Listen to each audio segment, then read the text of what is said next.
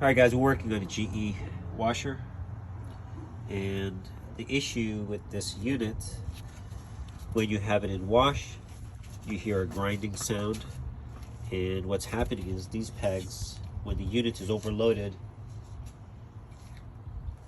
it will hit down here, and you'll actually see where it's scraping because the agitation is just going back and forth, and it literally grinds and hits those points. So the fix for that, I actually have another video dealing just with this, but I wanted to use these collars, the 3/8, because they're thicker than the 1/4 and they give you a higher clearance.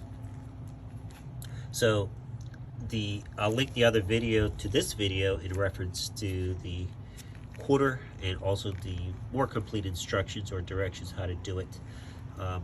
But this is basically just showing you that the 3/8 are a little bit thicker, and you do have to install them over the washer. The 1/4s can go back here because they are smaller, but if you need a higher or more height in your suspension rods, then you install them over here. Now it doesn't matter if they're loose, they're not going to go anywhere. And then you just lower this on it, and you now raise your drum up. So now the machine will sit higher, the drum will sit higher. But anyways, so yeah, so that's how you do that. Now we have one more left. I'm not sure if I shared this tip last time, but lay the machine on its back, raise it up, put maybe two 2x4s under the machine, and that will raise it up, give you better access to get to these. To get these out, you just pull down on your suspension, and then you pull this out, and that's it. Push up, and that's it. You put your collar right there, and then you just reverse it, and you put it back on. And this one you basically put back on, pull it down,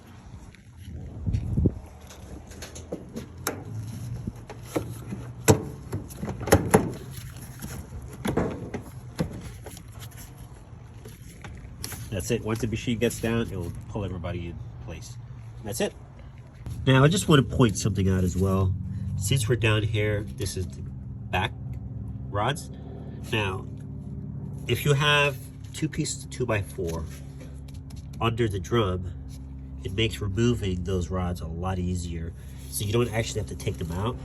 Now you have access, put your collar over it, pull it down, and pop it back into its holding. In fact, that one was more difficult because this is here, the drain hose, whatever. Now, look at this one. You pull. Get me a better angle here.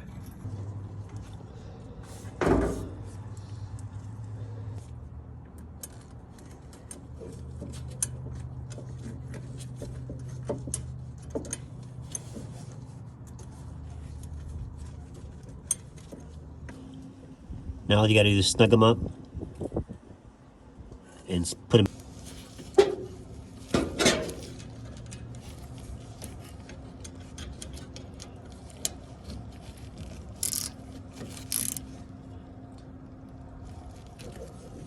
You wanna make sure they're tight, and you can even use a little bit of Loctite if you want. I don't think it's necessary, but wouldn't hurt.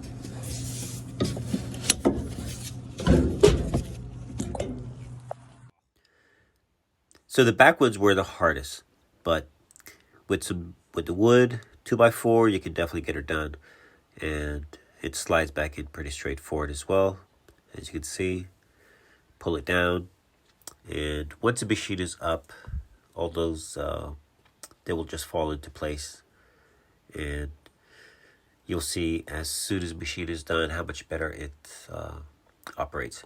So the 3/8 are definitely a lot better than the 1/4. All right, as you can see, they're all in. Everybody's nice and snug.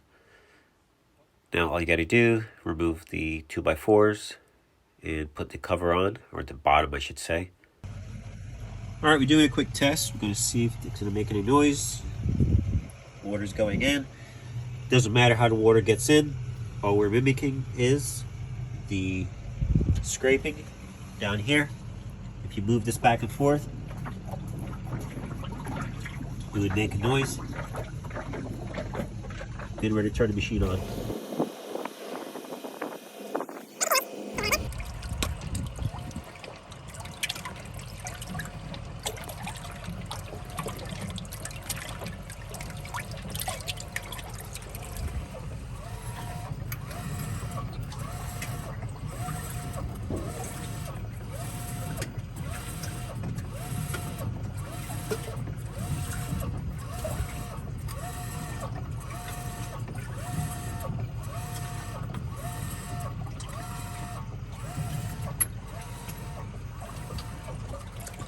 Now, before the unit was just grinding and making a crazy noise. I do have other videos that you can actually watch, which actually shows what it's doing. But basically, grinding noise. So, this completes the repair. Thanks for watching. Don't forget to like and subscribe. Thanks.